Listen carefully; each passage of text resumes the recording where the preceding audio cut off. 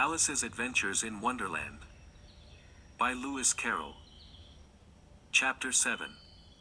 A Mad Tea Party. There was a table set out under a tree in front of the house, and the March Hare and the Hatter were having tea at it. A dormouse was sitting between them, fast asleep, and the other two were using it as a cushion, resting their elbows on it, and talking over its head. Very uncomfortable for the dormouse, thought Alice, only, as it's asleep, I suppose it doesn't mind. The table was a large one, but the three were all crowded together at one corner of it. No room. No room, they cried out when they saw Alice coming. There's plenty of room, said Alice indignantly, and she sat down in a large armchair at one end of the table. Have some wine, the March Hare said in an encouraging tone. Alice looked all round the table, but there was nothing on it but tea. I don't see any wine, she remarked. There isn't any, said the March Hare. Then it wasn't very civil of you to offer it, said Alice angrily. It wasn't very civil of you to sit down without being invited, said the March Hare. I didn't know it was your table, said Alice. It's laid for a great many more than three. Your hair wants cutting, said the Hatter. He had been looking at Alice for some time with great curiosity, and this was his first speech. You should learn not to make personal remarks, Alice said with some severity. It's very rude. The Hatter opened his eyes very wide on hearing this, but all he said was, why is a raven like a writing desk? Come, we shall have some fun now, thought Alice. I'm glad they've begun asking riddles. I believe I can guess that, she added aloud. Do you mean that you think you can find out the answer to it, said the March Hare. Exactly so, said Alice. Then you should say what you mean, the March Hare went on. I do, Alice hastily replied. At least I mean what I say. That's the same thing, you know. Not the same thing a bit, said the Hatter. You might just as well say that, I see what I eat, is the same thing as, I eat what I see. You might just as well say, added the March Hare, that, I like what I get, is the same thing as, I get what I like. You might just as well say, added the Dormouse, who seemed to be talking in his sleep, that I breathe when I sleep, is the same thing as, I sleep when I breathe. It is the same thing with you, said the Hatter, and here the conversation dropped, and the party sat silent for a minute, while Alice thought over all she could remember about ravens and writing desks, which wasn't much. The Hatter was the first to break the silence. What day of the month is it? He said, turning to Alice. He had taken his watch out of his pocket, and was looking at it uneasily, shaking it every now and then, and holding it to his ear. Alice considered a little, and then said, the 4th. 2 days wrong, sighed the Hatter. I told you butter wouldn't suit the works, he added looking angrily at the March Hare. It was the best butter, the March Hare meekly replied. Yes, but some crumbs must have got in as well, the Hatter grumbled. You shouldn't have put it in with the bread knife. The March Hare took the watch and looked at it gloomily, then he dipped it into his cup of tea, and looked at it again, but he could think of nothing better to say than his first remark, it was the best butter, you know. Alice had been looking over his shoulder with some curiosity. What a funny watch, she remarked. It tells the day of the month, and doesn't tell what o'clock it is.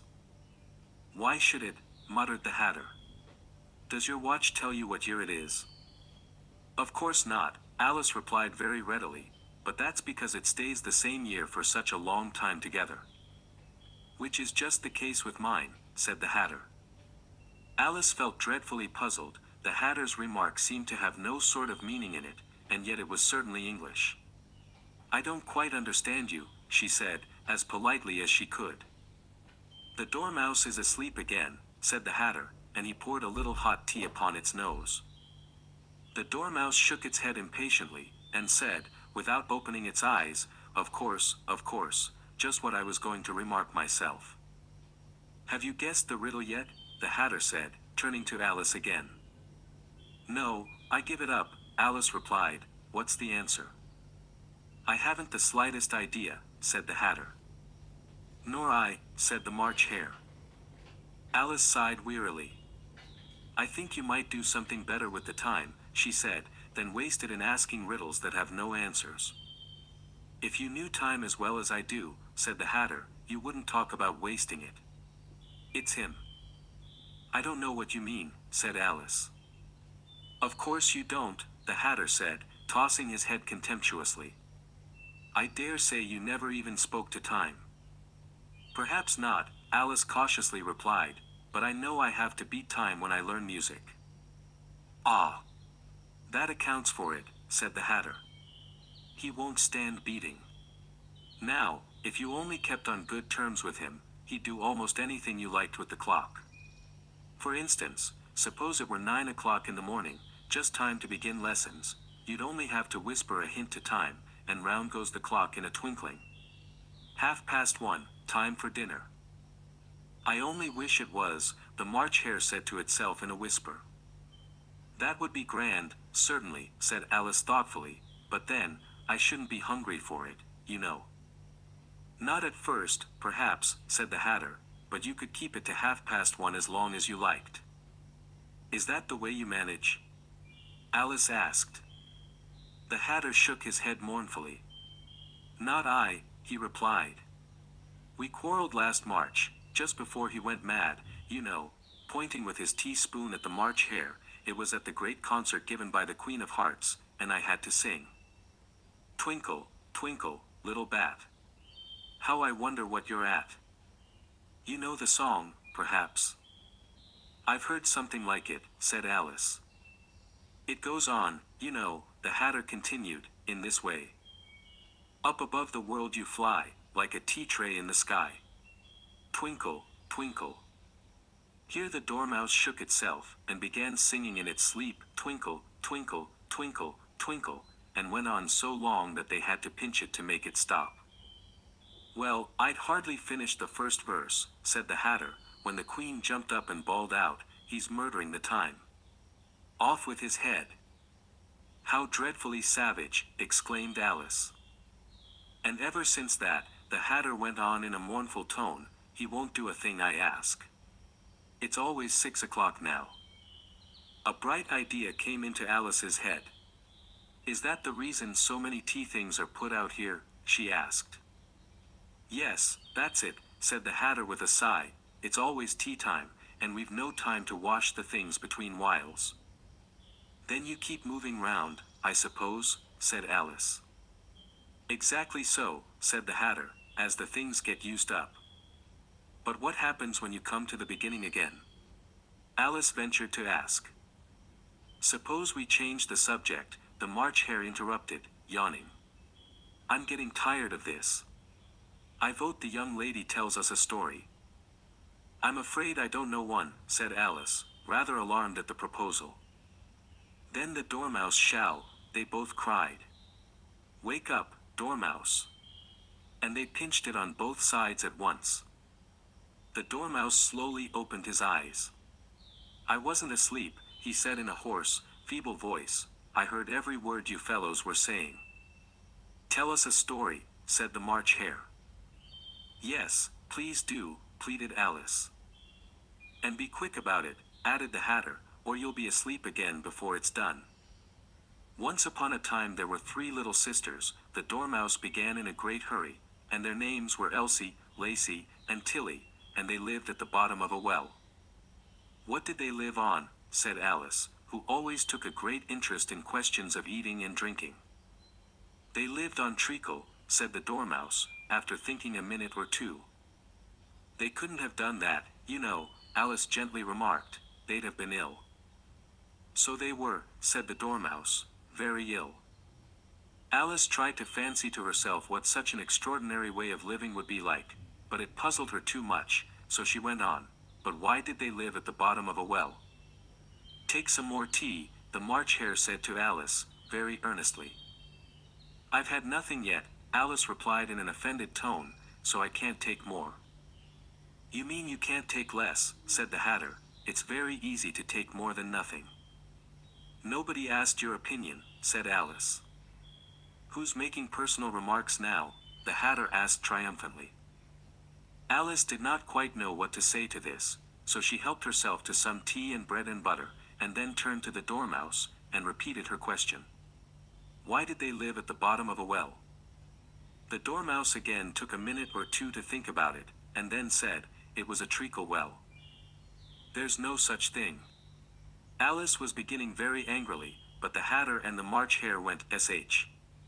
Sh, and the Dormouse sulkily remarked, if you can't be civil, you'd better finish the story for yourself. No, please go on. Alice said very humbly, I won't interrupt again. I dare say there may be one. One, indeed, said the Dormouse indignantly. However, he consented to go on. And so these three little sisters, they were learning to draw, you know.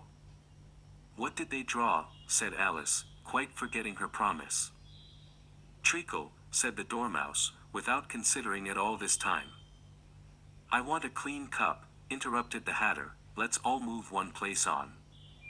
He moved on as he spoke, and the Dormouse followed him. The March Hare moved into the Dormouse's place, and Alice rather unwillingly took the place of the March Hare.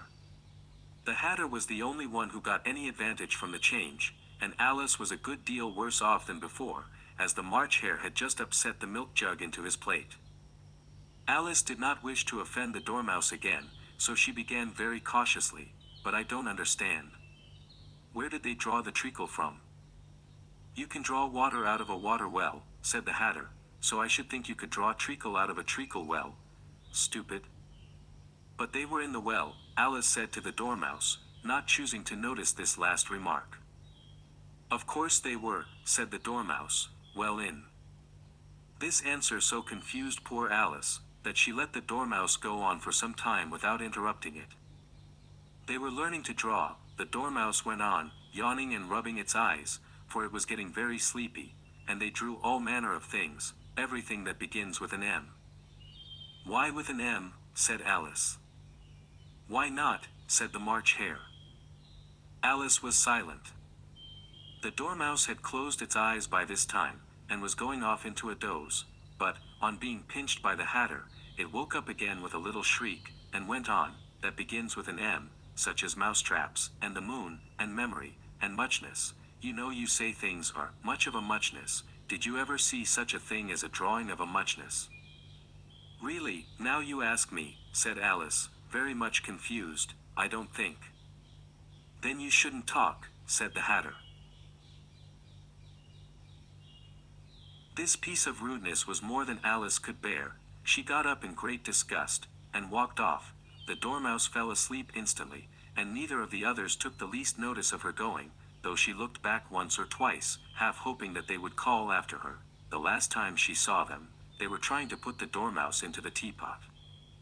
At any rate I'll never go there again, said Alice as she picked her way through the wood. It's the stupidest tea party I ever was at in all my life. Just as she said this, she noticed that one of the trees had a door leading right into it. That's very curious, she thought. But everything's curious today. I think I may as well go in at once. And in she went. Once more she found herself in the long hall, and close to the little glass table. Now, I'll manage better this time, she said to herself, and began by taking the little golden key, and unlocking the door that led into the garden. Then she went to work nibbling at the mushroom. She had kept a piece of it in her pocket, till she was about a foot high. Then she walked down the little passage, and then, she found herself at last in the beautiful garden, among the bright flower beds and the cool fountains. Chapter 8. The Queen's Croquet Ground.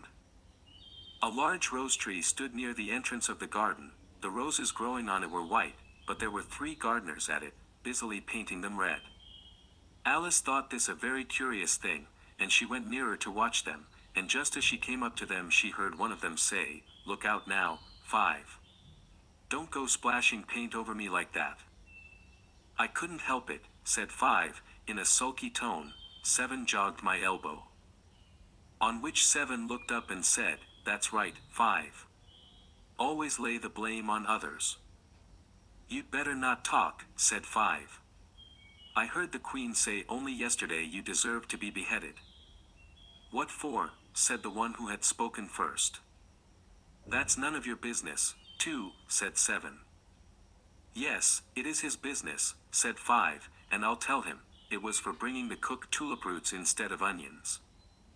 7 flung down his brush, and had just begun, well, of all the unjust things, when his eye chanced to fall upon Alice, as she stood watching them, and he checked himself suddenly. The others looked round also, and all of them bowed low. "Would you tell me," said Alice, a little timidly, "why you are painting those roses?" 5 and 7 said nothing, but looked at 2.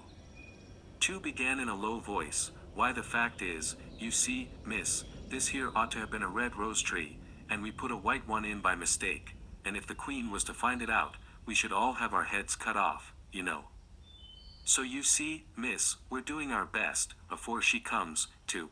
At this moment 5, who had been anxiously looking across the garden, called out, "The Queen!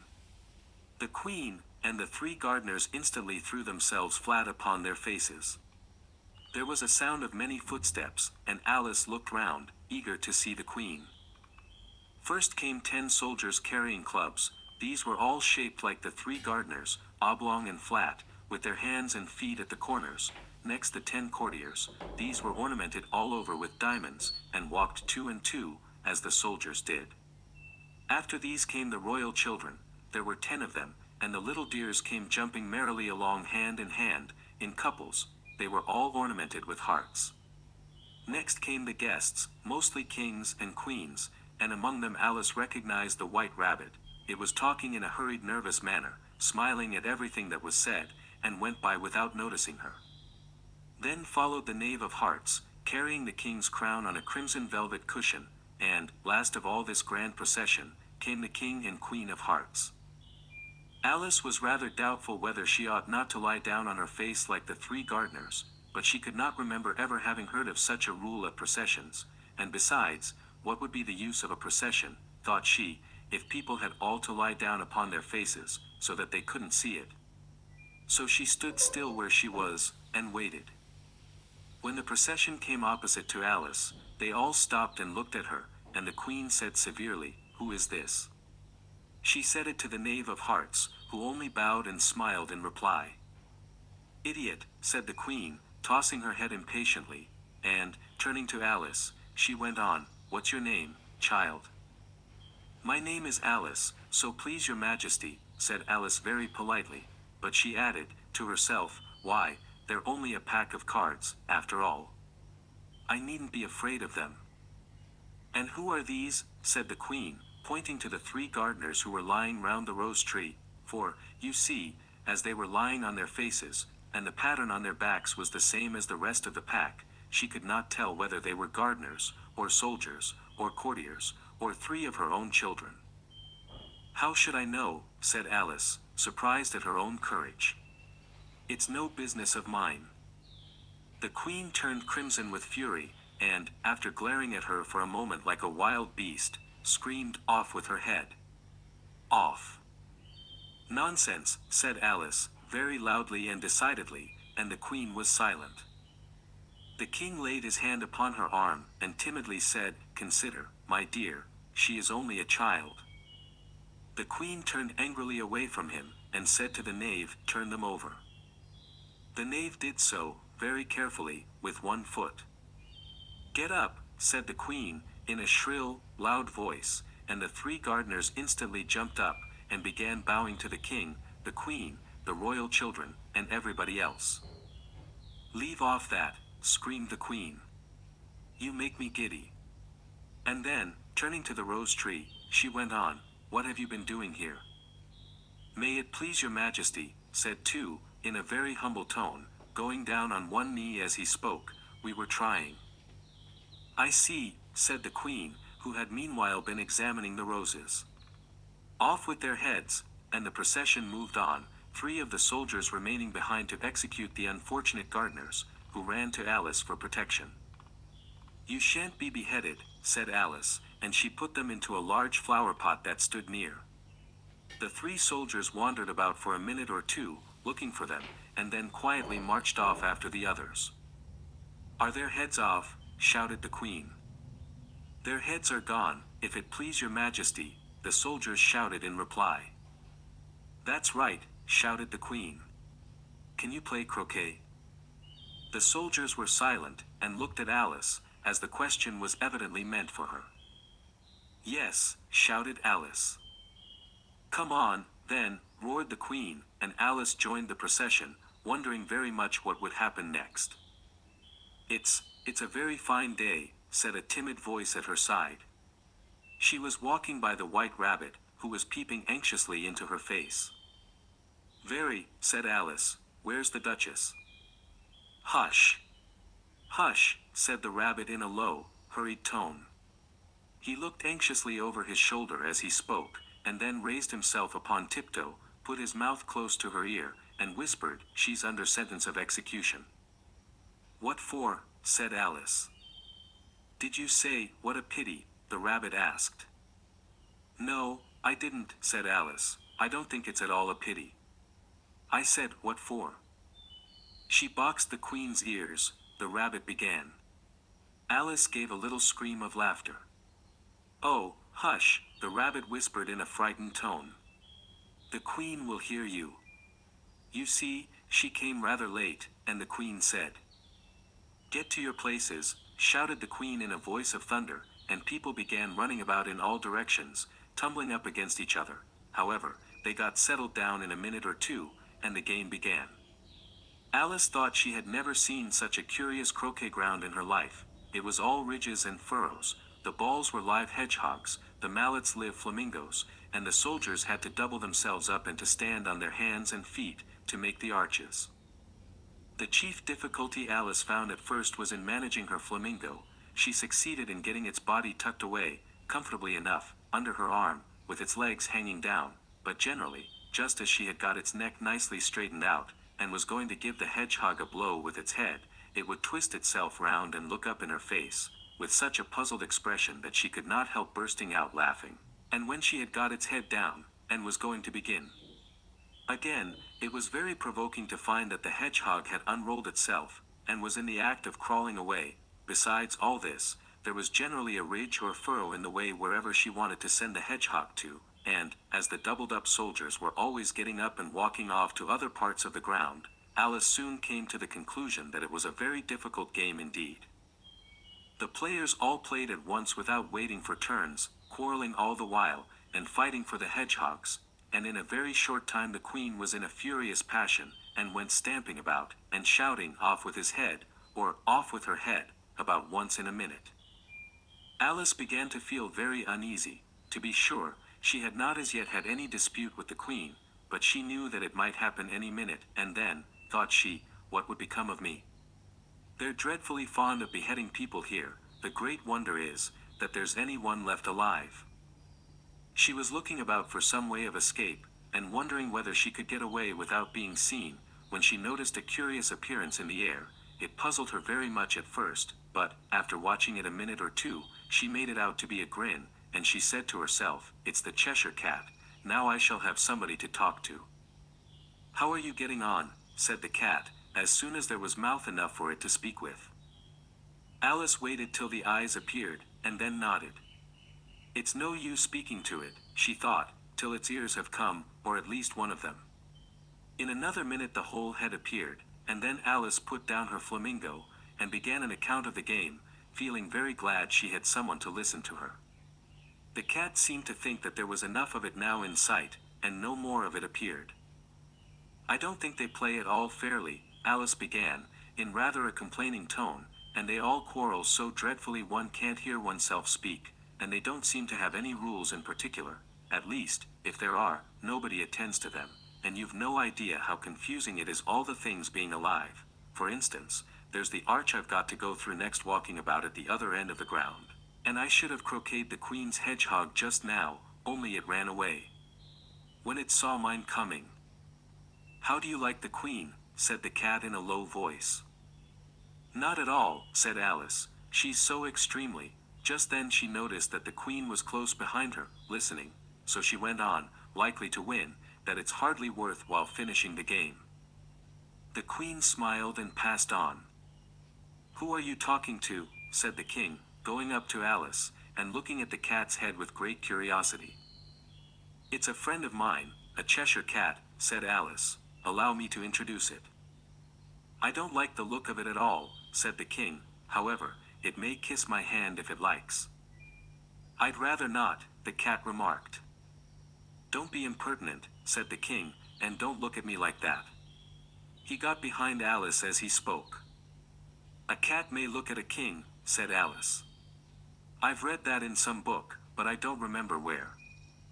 "Well, it must be removed," said the king very decidedly, and he called the queen, who was passing at the moment. "My dear, I wish you would have this cat removed." The queen had only one way of settling all difficulties, great or small. "Off with his head," she said, without even looking round. "I'll fetch the executioner myself," said the king eagerly, and he hurried off. Alice thought she might as well go back, and see how the game was going on, as she heard the queen's voice in the distance, screaming with passion. She had already heard her sentence 3 of the players to be executed for having missed their turns, and she did not like the look of things at all, as the game was in such confusion that she never knew whether it was her turn or not. So she went in search of her hedgehog. The hedgehog was engaged in a fight with another hedgehog, which seemed to Alice an excellent opportunity for croqueting one of them with the other. The only difficulty was, that her flamingo was gone across to the other side of the garden, where Alice could see it trying in a helpless sort of way to fly up into a tree. By the time she had caught the flamingo and brought it back, the fight was over, and both the hedgehogs were out of sight. But it doesn't matter much, thought Alice, as all the arches are gone from this side of the ground.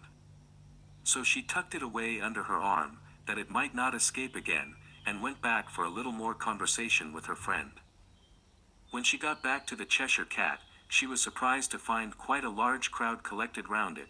There was a dispute going on between the executioner, the king, and the queen, who were all talking at once, while all the rest were quite silent, and looked very uncomfortable.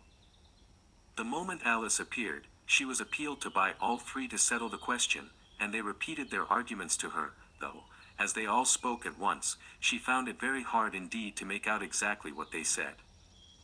The executioner's argument was, that you couldn't cut off a head unless there was a body to cut it off from, that he had never had to do such a thing before, and he wasn't going to begin at his time of life. The king's argument was, that anything that had a head could be beheaded, and that you weren't to talk nonsense. The queen's argument was, that if something wasn't done about it in less than no time she'd have everybody executed, all round. It was this last remark that had made the whole party look so grave and anxious. Alice could think of nothing else to say but, "It belongs to the Duchess, you'd better ask her about it."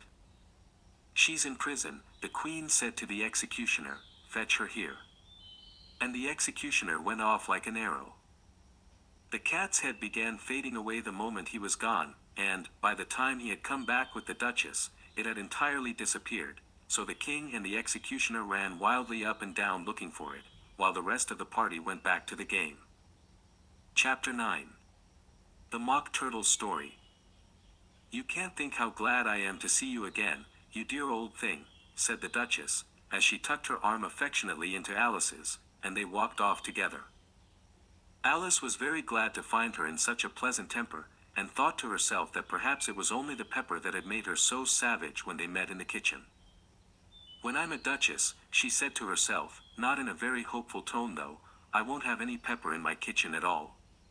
Soup does very well without, maybe it's always pepper that makes people hot-tempered," she went on, very much pleased at having found out a new kind of rule, "and vinegar that makes them sour, and chamomile that makes them bitter, and barley sugar and such things that make children sweet-tempered. I only wish people knew that, then they wouldn't be so stingy about it, you know." She had quite forgotten the Duchess by this time, and was a little startled when she heard her voice close to her ear. "You're thinking about something, my dear, and that makes you forget to talk. I can't tell you just now what the moral of that is, but I shall remember it in a bit." "Perhaps it hasn't one," Alice ventured to remark. "Tut, tut, child," said the Duchess. "Everything's got a moral, if only you can find it." And she squeezed herself up closer to Alice's side as she spoke. Alice did not much like keeping so close to her, first, because the Duchess was very ugly, and secondly, because she was exactly the right height to rest her chin upon Alice's shoulder, and it was an uncomfortably sharp chin. However, she did not like to be rude, so she bore it as well as she could. "The game's going on rather better now," she said, by way of keeping up the conversation a little. "'Tis so," said the Duchess, "and the moral of that is, oh, 'tis love, that makes the world go round." Somebody said, Alice whispered, that it's done by everybody minding their own business. "Ah, well. It means much the same thing," said the Duchess, digging her sharp little chin into Alice's shoulder as she added, "and the moral of that is, take care of the sense, and the sounds will take care of themselves." How fond she is of finding morals in things. Alice thought to herself. "I dare say you're wondering why I don't put my arm round your waist," the Duchess said after a pause. "The reason is, that I'm doubtful about the temper of your flamingo. Shall I try the experiment?" "He might bite," Alice cautiously replied, not feeling at all anxious to have the experiment tried. "Very true," said the Duchess, "flamingos and mustard both bite. And the moral of that is, birds of a feather flock together." "Only mustard isn't a bird," Alice remarked. "Right, as usual," said the Duchess. "What a clear way you have of putting things." "It's a mineral, I think," said Alice. "Of course it is," said the Duchess, who seemed ready to agree to everything that Alice said.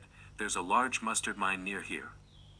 And the moral of that is, the more there is of mine, the less there is of yours." "Oh, I know," exclaimed Alice, who had not attended to this last remark. "It's a vegetable. It doesn't look like one, but it is." "I quite agree with you," said the Duchess, "and the moral of that is, be what you would seem to be, or if you'd like it put more simply, never imagine yourself not to be otherwise than what it might appear to others that what you were or might have been was not otherwise than what you had been would have appeared to them to be otherwise." "I think I should understand that better," Alice said very politely, "if I had it written down, but I can't quite follow it as you say it." "That's nothing to what I could say if I chose," the Duchess replied, in a pleased tone. "Pray don't trouble yourself to say it any longer than that," said Alice. "Oh, don't talk about trouble," said the Duchess. "I make you a present of everything I've said as yet." A cheap sort of present, thought Alice. I'm glad they don't give birthday presents like that. But she did not venture to say it out loud. Thinking again, the Duchess asked, with another dig of her sharp little chin. "I've a right to think," said Alice sharply, for she was beginning to feel a little worried. "Just about as much right," said the Duchess, "as pigs have to fly, and the M." But here, to Alice's great surprise, the Duchess's voice died away, even in the middle of her favorite word, moral, and the arm that was linked into hers began to tremble. Alice looked up, and there stood the Queen in front of them, with her arms folded, frowning like a thunderstorm. "A fine day, Your Majesty," the Duchess began in a low, weak voice. "Now, I give you fair warning," shouted the Queen, stamping on the ground as she spoke, "either you or your head must be off, and that in about half no time. Take your choice." The Duchess took her choice, and was gone in a moment. "Let's go on with the game," the Queen said to Alice, and Alice was too much frightened to say a word, but slowly followed her back to the croquet ground. The other guests had taken advantage of the Queen's absence, and were resting in the shade. However, the moment they saw her, they hurried back to the game, the Queen merely remarking that a moment's delay would cost them their lives. All the time they were playing, the Queen never left off quarreling with the other players, and shouting, "Off with his head," or "Off with her head." Those whom she sentenced were taken into custody by the soldiers, who of course had to leave off being arches to do this, so that by the end of half an hour or so there were no arches left, and all the players, except the King, the Queen, and Alice, were in custody and under sentence of execution. Then the Queen left off, quite out of breath, and said to Alice, "Have you seen the mock turtle yet?" "No," said Alice. "I don't even know what a mock turtle is." "It's the thing mock turtle soup is made from," said the Queen. "I never saw one, or heard of one," said Alice. "Come on, then," said the Queen, "and he shall tell you his history." As they walked off together, Alice heard the King say in a low voice, to the company generally, "You are all pardoned." Come, that's a good thing, she said to herself, for she had felt quite unhappy at the number of executions the queen had ordered. They very soon came upon a griffin, lying fast asleep in the sun. If you don't know what a griffin is, look at the picture. Up, lazy thing, said the queen, and take this young lady to see the mock turtle, and to hear his history. I must go back and see after some executions I have ordered, and she walked off, leaving Alice alone with the griffin. Alice did not quite like the look of the creature, but on the whole she thought it would be quite as safe to stay with it as to go after that savage queen, so she waited. The griffin sat up and rubbed its eyes, then it watched the queen till she was out of sight, then it chuckled. What fun, said the griffin, half to itself, half to Alice. What is the fun, said Alice. Why, said the griffin. It's all her fancy, that, they never executes nobody, you know. Come on. Everybody says, come on, here, thought Alice, as she went slowly after it. I never was so ordered about in all my life, never. They had not gone far before they saw the mock turtle in the distance, sitting sad and lonely on a little ledge of rock, and, as they came nearer, Alice could hear him sighing as if his heart would break. She pitied him deeply. What is his sorrow? She asked the griffin, and the griffin answered, very nearly in the same words as before, it's all his fancy, that, he hasn't got no sorrow, you know. Come on. So they went up to the mock turtle, who looked at them with large eyes full of tears, but said nothing. This here young lady, said the griffin, she wants for to know your history, she do. I'll tell it her, said the mock turtle in a deep, hollow tone, sit down, both of you, and don't speak a word till I've finished. So they sat down, and nobody spoke for some minutes. Alice thought to herself, I don't see how he can ever finish, if he doesn't begin. But she waited patiently. Once, said the mock turtle at last, with a deep sigh, I was a real turtle. These words were followed by a very long silence, broken only by an occasional exclamation of HJCKRH, from the griffin, and the constant heavy sobbing of the mock turtle. Alice was very nearly getting up and saying, thank you, sir, for your interesting story, but she could not help thinking there must be more to come, so she sat still and said nothing. When we were little, the mock turtle went on at last, more calmly, though still sobbing a little now and then, we went to school in the sea. The master was an old turtle, we used to call him Tortoise. Why did you call him Tortoise, if he wasn't one? Alice asked. We called him Tortoise because he taught us, said the mock turtle angrily, really you are very dull. You ought to be ashamed of yourself for asking such a simple question, added the griffin, and then they both sat silent and looked at poor Alice, who felt ready to sink into the earth. At last the griffin said to the mock turtle, drive on, old fellow. Don't be all day about it, and he went on in these words. Yes, we went to school in the sea, though you mayn't believe it. I never said I didn't, interrupted Alice. You did, said the mock turtle. Hold your tongue, added the griffin, before Alice could speak again. The mock turtle went on. We had the best of educations, in fact, we went to school every day. I've been to a day school, too, said Alice, you needn't be so proud as all that. With extras? Asked the mock turtle a little anxiously.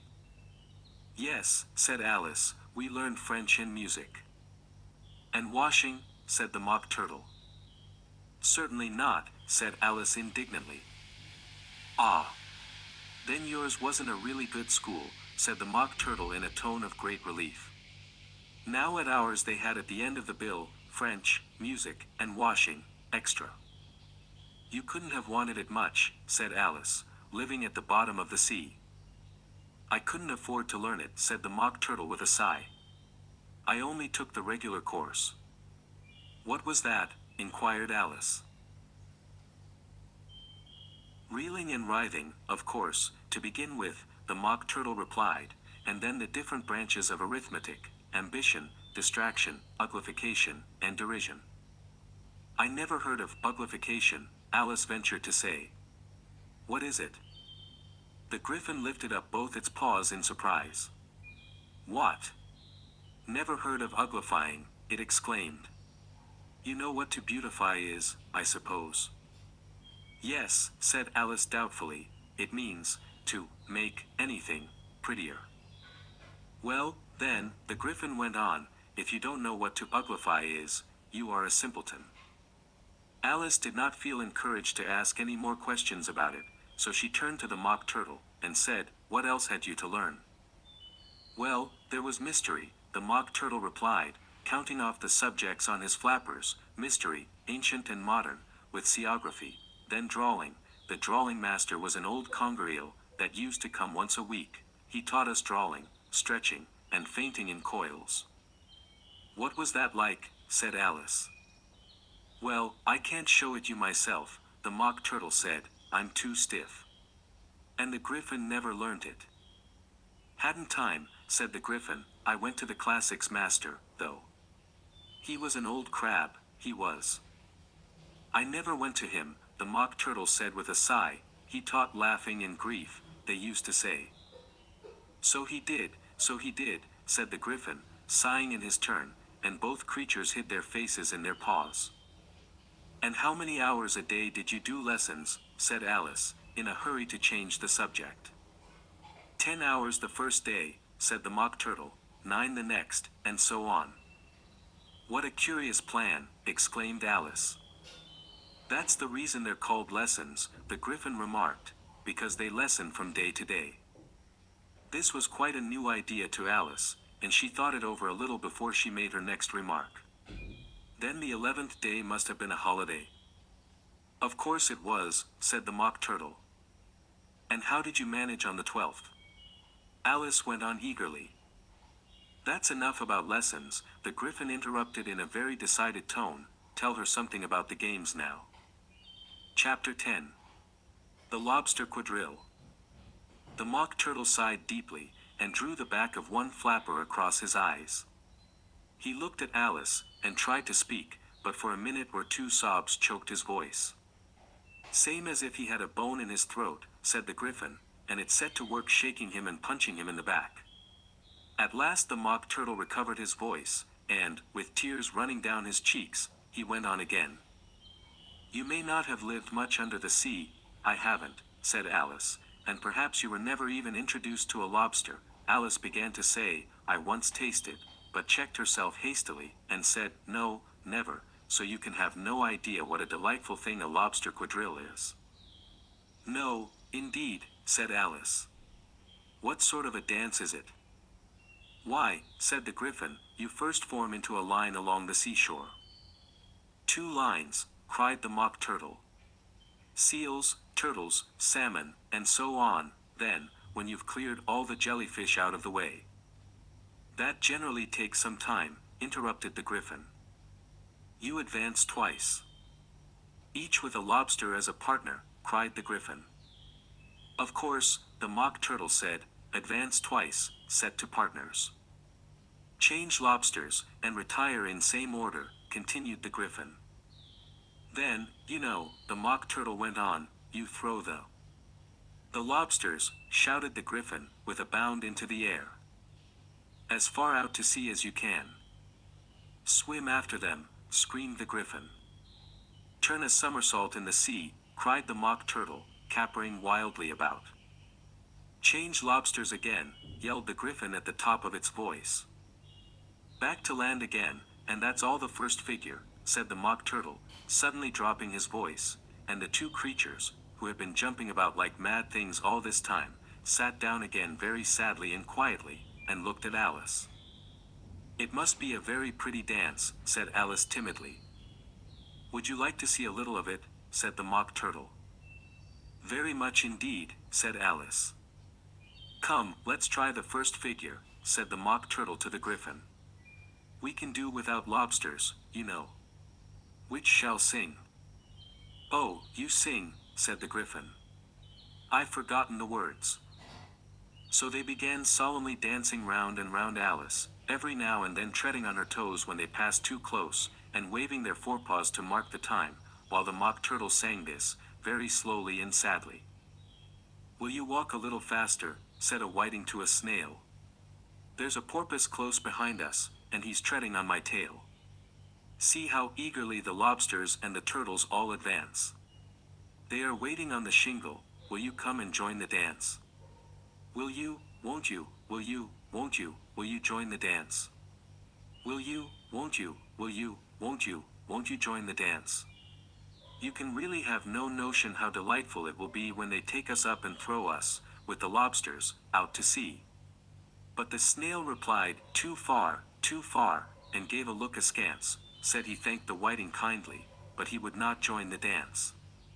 Would not, could not, would not, could not, would not join the dance.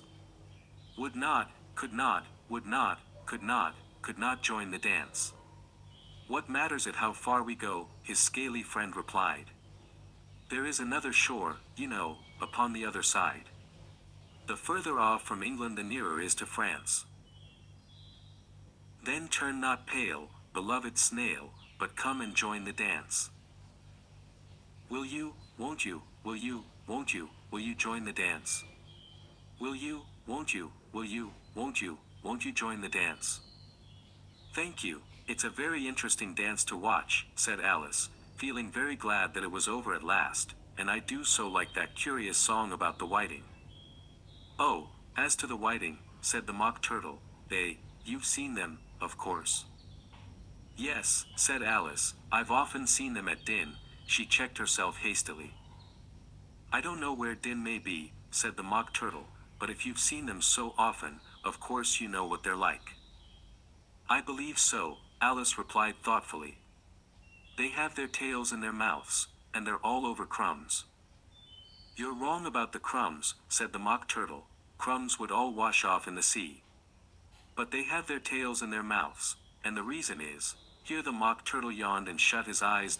Tell her about the reason and all that, he said to the Griffin.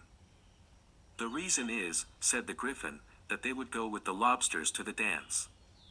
So they got thrown out to sea. So they had to fall a long way. So they got their tails fast in their mouths. So they couldn't get them out again. That's all. Thank you, said Alice, it's very interesting. I never knew so much about a whiting before.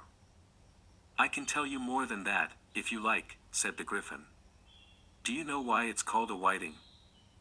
I never thought about it, said Alice. Why? It does the boots and shoes, the Griffin replied very solemnly. Alice was thoroughly puzzled. Does the boots and shoes, she repeated in a wondering tone. Why, what are your shoes done with, said the Griffin. I mean, what makes them so shiny? Alice looked down at them, and considered a little before she gave her answer. They're done with blacking, I believe. Boots and shoes under the sea, the Griffin went on in a deep voice, are done with a whiting. Now you know. And what are they made of? Alice asked in a tone of great curiosity. Soles and eels, of course, the Griffin replied rather impatiently, any shrimp could have told you that. If I'd been the whiting, said Alice, whose thoughts were still running on the song, I'd have said to the porpoise, keep back, please, we don't want you with us. They were obliged to have him with them, the Mock Turtle said, no wise fish would go anywhere without a porpoise. Wouldn't it really, said Alice in a tone of great surprise. Of course not, said the Mock Turtle. Why, if a fish came to me, and told me he was going a journey, I should say, with what porpoise? Don't you mean, purpose, said Alice. I mean what I say, the Mock Turtle replied in an offended tone. And the Griffin added, come, let's hear some of your adventures. I could tell you my adventures, beginning from this morning, said Alice a little timidly, but it's no use going back to yesterday, because I was a different person then. Explain all that, said the Mock Turtle. No, no. The adventures first, said the Griffin in an impatient tone, explanations take such a dreadful time. So Alice began telling them her adventures from the time when she first saw the white rabbit. She was a little nervous about it just at first, the two creatures got so close to her, one on each side, and opened their eyes and mouths so very wide, but she gained courage as she went on.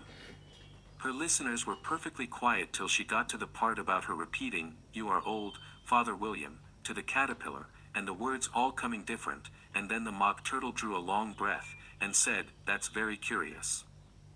"It's all about as curious as it can be," said the Griffin. "It all came different," the Mock Turtle repeated thoughtfully. "I should like to hear her try and repeat something now. Tell her to begin." He looked at the Griffin as if he thought it had some kind of authority over Alice. "Stand up and repeat, 'Tis the voice of the sluggard," said the Griffin. "How the creatures order one about, and make one repeat lessons," thought Alice. "I might as well be at school at once." However, she got up, and began to repeat it, but her head was so full of the lobster quadrille, that she hardly knew what she was saying, and the words came very queer indeed. "'Tis the voice of the lobster, I heard him declare, you have baked me too brown, I must sugar my hair. As a duck with its eyelids, so he with his nose trims his belt and his buttons, and turns out his toes." Later editions continued as follows: "When the sands are all dry, he is gay as a lark, and will talk in contemptuous tones of the shark, but, when the tide rises and sharks are around, his voice has a timid and tremulous sound." "That's different from what I used to say when I was a child," said the Griffin. "Well, I never heard it before," said the Mock Turtle, "but it sounds uncommon nonsense." Alice said nothing. She had sat down with her face in her hands, wondering if anything would ever happen in a natural way again. "I should like to have it explained," said the Mock Turtle. "She can't explain it," said the Griffin hastily. "Go on with the next verse." "But about his toes," the Mock Turtle persisted. "How could he turn them out with his nose, you know? It's the first position in dancing." Alice said, but was dreadfully puzzled by the whole thing, and longed to change the subject. "Go on with the next verse," the Griffin repeated impatiently. "It begins, 'I passed by his garden.'" Alice did not dare to disobey, though she felt sure it would all come wrong, and she went on in a trembling voice. "I passed by his garden, and marked, with one eye, how the owl and the panther were sharing a pie." Later editions continued as follows: "The panther took pie crust, and gravy, and meat, while the owl had the dish as its share of the treat. When the pie was all finished, the owl, as a boon, was kindly permitted to pocket the spoon, while the panther received knife and fork with a growl, and concluded the banquet." "What is the use of repeating all that stuff?" the Mock Turtle interrupted, "if you don't explain it as you go on? It's by far the most confusing thing I ever heard." "Yes, I think you'd better leave off," said the Griffin, and Alice was only too glad to do so. "Shall we try another figure of the lobster quadrille?" the Griffin went on. "Or would you like the Mock Turtle to sing you a song?" "Oh, a song, please, if the Mock Turtle would be so kind," Alice replied, so eagerly that the Griffin said, in a rather offended tone, "No accounting for tastes. Sing her 'Turtle Soup,' will you, old fellow?" The Mock Turtle sighed deeply, and began, in a voice sometimes choked with sobs, to sing this: "Beautiful soup, so rich and green, waiting in a hot tureen. Who for such dainties would not stoop? Soup of the evening, beautiful soup. Soup of the evening, beautiful soup. Bo, ootiful soo, oop. Bo, ootiful soo, oop. Soo, oop of the evening, beautiful, beautiful soup. Beautiful soup. Who cares for fish, game, or any other dish? Who would not give all else for 2 pennyworth only of beautiful soup? Pennyworth only of beautiful soup. Bo, ootiful soo, oop. Bo, ootiful soo, oop. Soo, oop of the evening, beautiful, beauty, full soup." "Chorus again," cried the Griffin, and the Mock Turtle had just begun to repeat it, when a cry of, "The trial's beginning," was heard in the distance.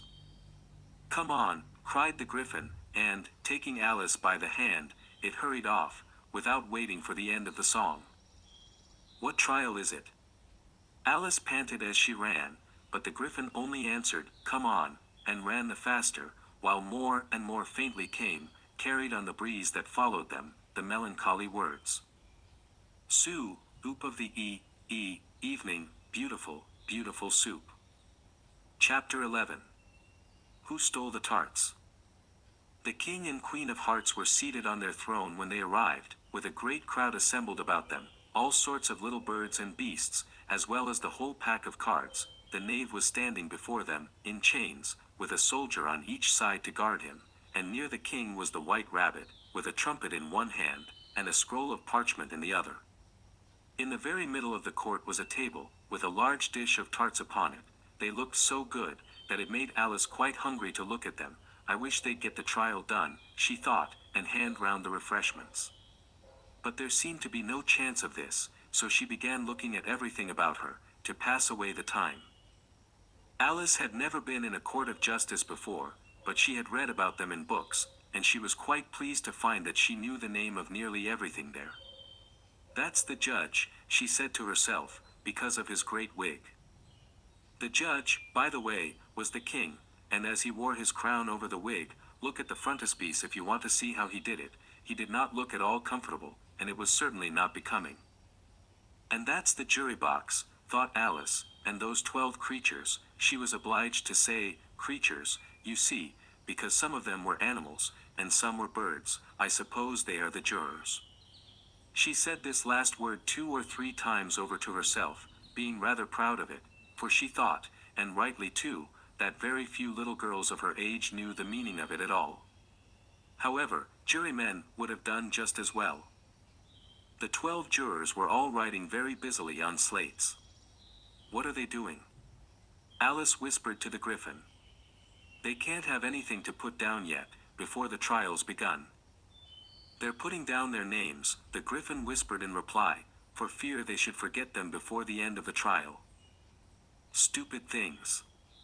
Alice began in a loud, indignant voice, but she stopped hastily, for the white rabbit cried out, silence in the court, and the king put on his spectacles and looked anxiously round, to make out who was talking. Alice could see, as well as if she were looking over their shoulders, that all the jurors were writing down stupid things on their slates, and she could even make out that one of them didn't know how to spell stupid, and that he had to ask his neighbor to tell him. A nice muddle their slates'll be in before the trial's over, thought Alice. One of the jurors had a pencil that squeaked. This, of course, Alice could not stand, and she went round the court and got behind him, and very soon found an opportunity of taking it away. She did it so quickly that the poor little juror, it was Bill, the lizard, could not make out at all what had become of it, so, after hunting all about for it, he was obliged to write with one finger for the rest of the day, and this was of very little use, as it left no mark on the slate. Harold, read the accusation, said the king. On this the white rabbit blew 3 blasts on the trumpet, and then unrolled the parchment scroll, and read as follows. The Queen of Hearts, she made some tarts, all on a summer day, the Knave of Hearts, he stole those tarts, and took them quite away. Consider your verdict, the king said to the jury. Not yet, the rabbit hastily interrupted. There's a great deal to come before that. Call the first witness, said the king, and the white rabbit blew 3 blasts on the trumpet, and called out, first witness. The first witness was the Hatter. He came in with a teacup in one hand and a piece of bread and butter in the other. I beg pardon, your majesty, he began, for bringing these in, but I hadn't quite finished my tea when I was sent for. You ought to have finished, said the king. When did you begin? The Hatter looked at the March Hare, who had followed him into the court, arm in arm with the Dormouse. 14th of March, I think it was, he said. 15th, said the March Hare. 16th, added the Dormouse. Write that down, the king said to the jury, and the jury eagerly wrote down all 3 dates on their slates, and then added them up, and reduced the answer to shillings and pence. Take off your hat, the king said to the Hatter. It isn't mine, said the Hatter. Stolen, the king exclaimed, turning to the jury, who instantly made a memorandum of the fact. I keep them to sell, the Hatter added as an explanation, I've none of my own. I'm a Hatter. Here the queen put on her spectacles, and began staring at the Hatter, who turned pale and fidgeted.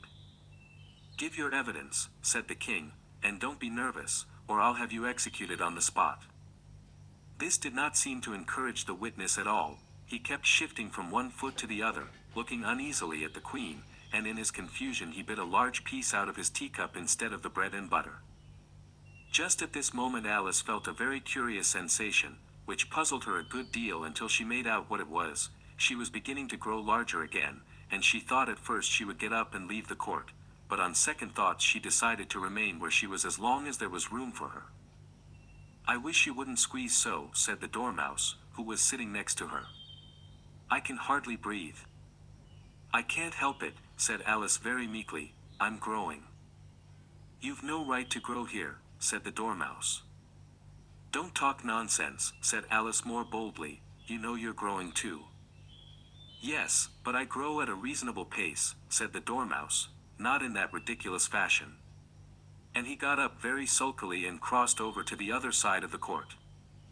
All this time the queen had never left off staring at the Hatter, and, just as the Dormouse crossed the court, she said to one of the officers of the court, "Bring me the list of the singers in the last concert," on which the wretched Hatter trembled so, that he shook both his shoes off. "Give your evidence," the king repeated angrily, "or I'll have you executed, whether you're nervous or not."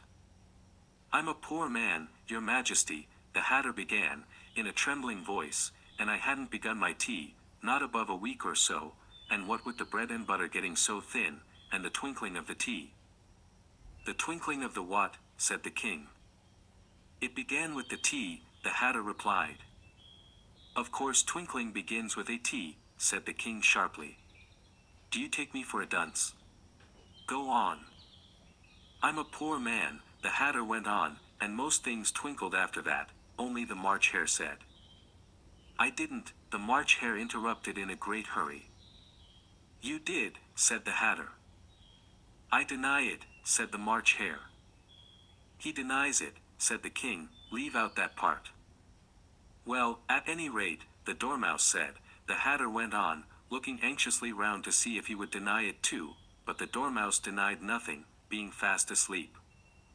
"After that," continued the Hatter, "I cut some more bread and butter." "But what did the Dormouse say?" one of the jury asked. "That I can't remember," said the Hatter. "You must remember," remarked the king, "or I'll have you executed." The miserable Hatter dropped his teacup and bread and butter, and went down on one knee. "I'm a poor man, your majesty," he began. "You're a very poor speaker," said the king. Here one of the guinea pigs cheered, and was immediately suppressed by the officers of the court. As that is rather a hard word, I will just explain to you how it was done. They had a large canvas bag, which tied up at the mouth with strings. Into this they slipped the guinea pig, head first, and then sat upon it. "I'm glad I've seen that done," thought Alice. "I've so often read in the newspapers, at the end of trials, there was some attempts at applause, which was immediately suppressed by the officers of the court, and I never understood what it meant till now." "If that's all you know about it, you may stand down," continued the king. "I can't go no lower," said the Hatter, "I'm on the floor, as it is."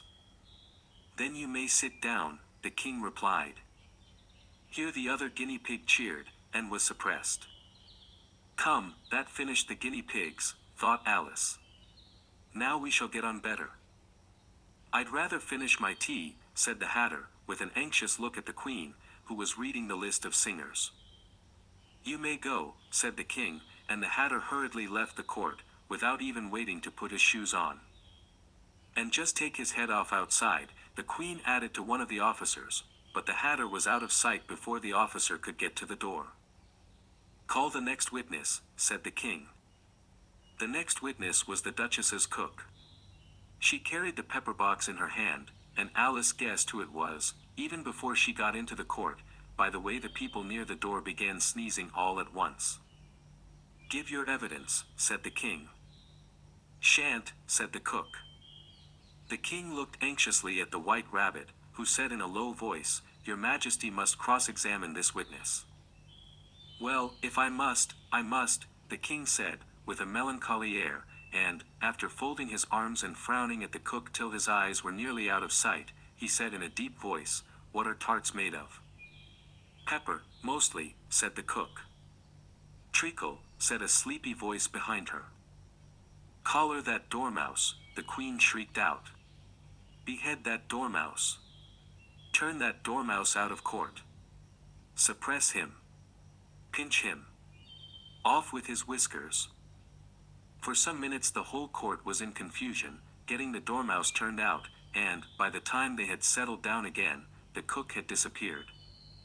Never mind, said the king, with an air of great relief. Call the next witness. And he added in an undertone to the queen, really, my dear, you must cross-examine the next witness. It quite makes my forehead ache.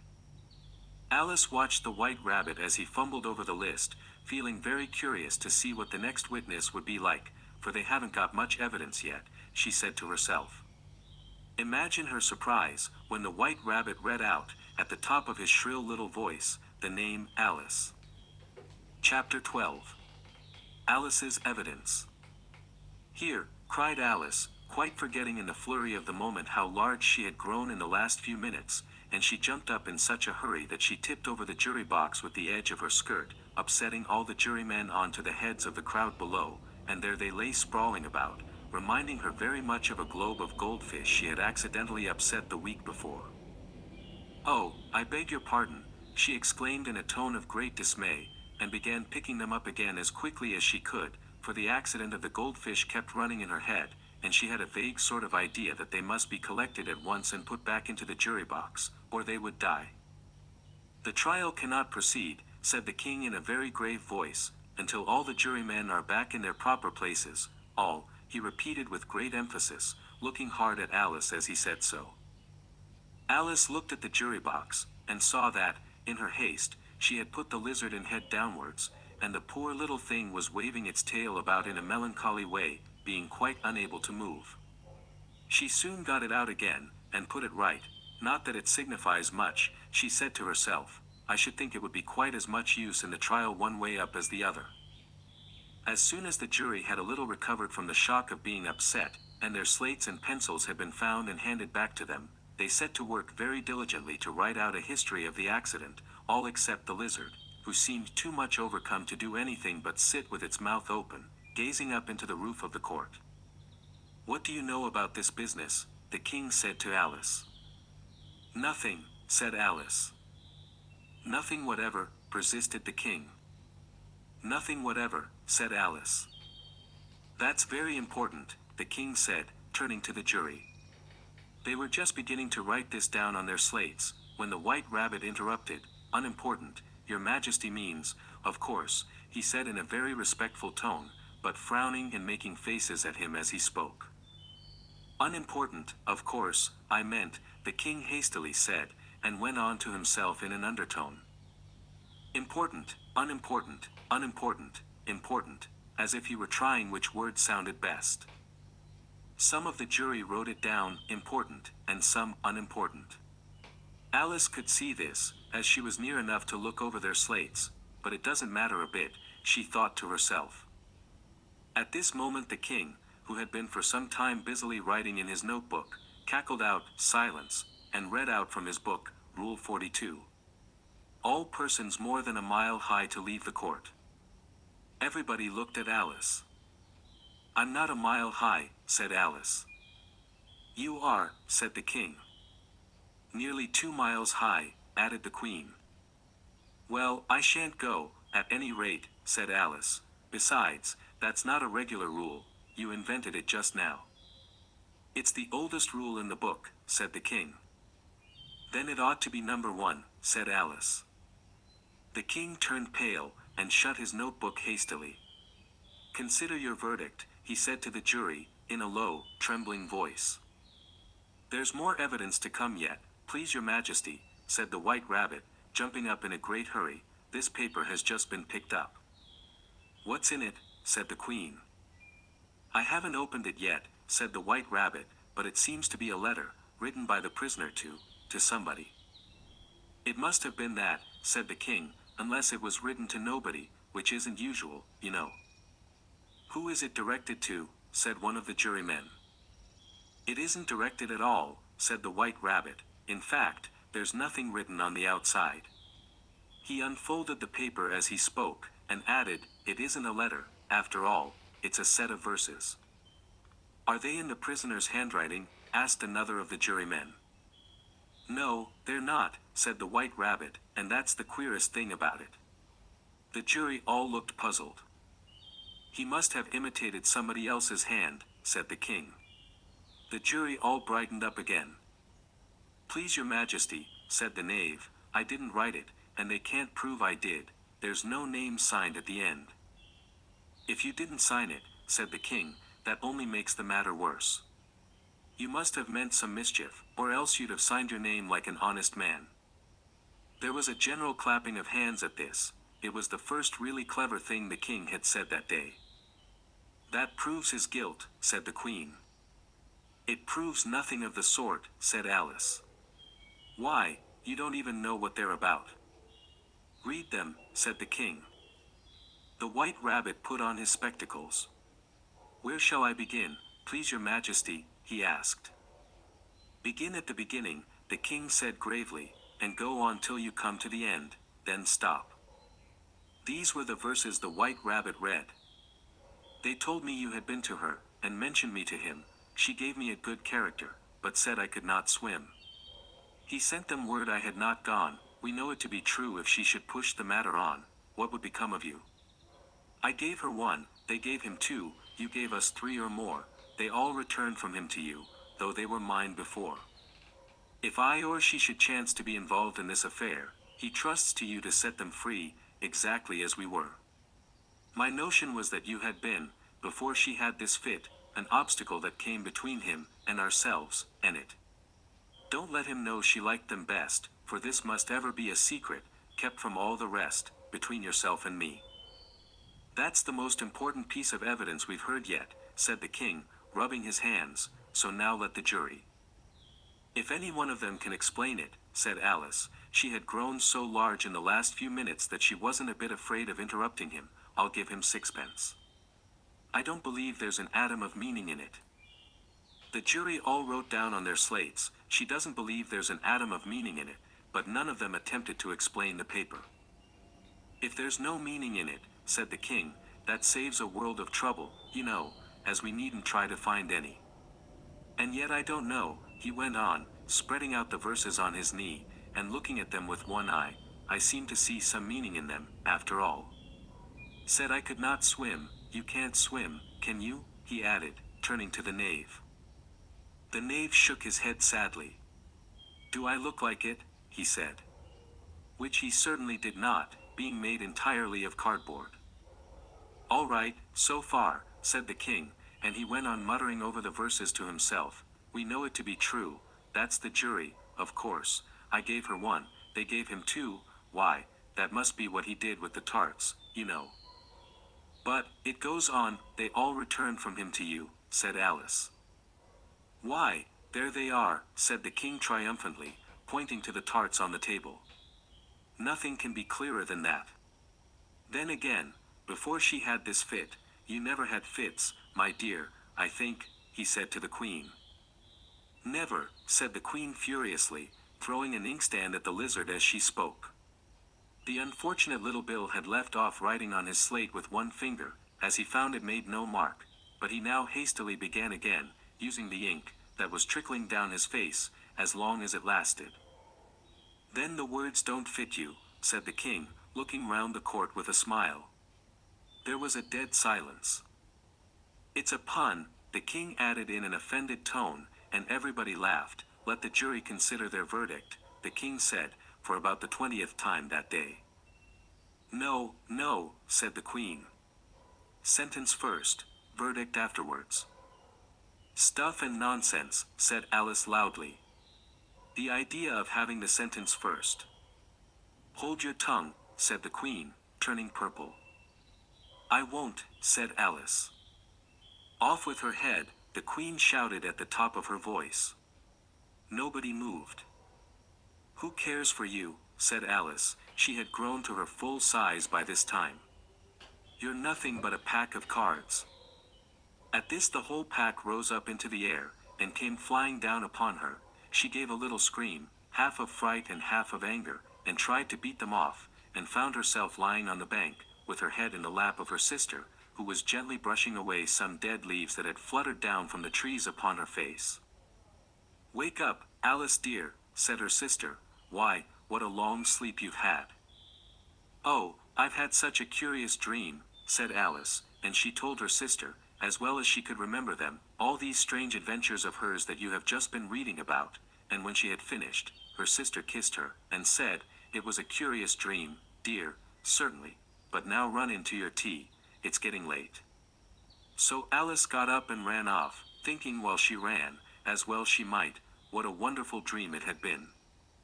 But her sister sat still just as she left her, leaning her head on her hand, watching the setting sun, and thinking of little Alice and all her wonderful adventures, till she too began dreaming after a fashion, and this was her dream. First, she dreamed of little Alice herself, and once again the tiny hands were clasped upon her knee, and the bright eager eyes were looking up into hers. She could hear the very tones of her voice, and see that queer little toss of her head to keep back the wandering hair that would always get into her eyes. And still as she listened, or seemed to listen, the whole place around her became alive with the strange creatures of her little sister's dream. The long grass rustled at her feet as the white rabbit hurried by, the frightened mouse splashed his way through the neighboring pool, she could hear the rattle of the teacups as the March Hare and his friends shared their never-ending meal, and the shrill voice of the Queen ordering off her unfortunate guests to execution. Once more the pig baby was sneezing on the Duchess's knee, while plates and dishes crashed around it. Once more the shriek of the griffin, the squeaking of the lizard's slate pencil, and the choking of the suppressed guinea pigs, filled the air, mixed up with the distant sobs of the miserable mock turtle.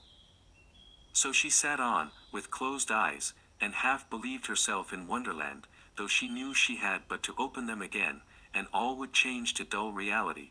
The grass would be only rustling in the wind, and the pool rippling to the waving of the reeds.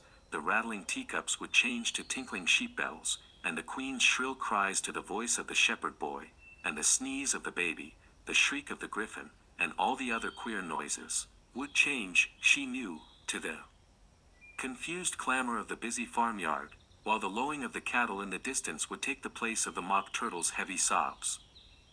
Lastly, she pictured to herself how this same little sister of hers would, in the aftertime, be herself a grown woman, and how she would keep, through all her riper years, the simple and loving heart of her childhood, and how she would gather about her other little children, and make their eyes bright and eager with many a strange tale, perhaps even with the dream of Wonderland of long ago, and how she would feel with all their simple sorrows, and find a pleasure in all their simple joys, remembering her own child life, and the happy summer days.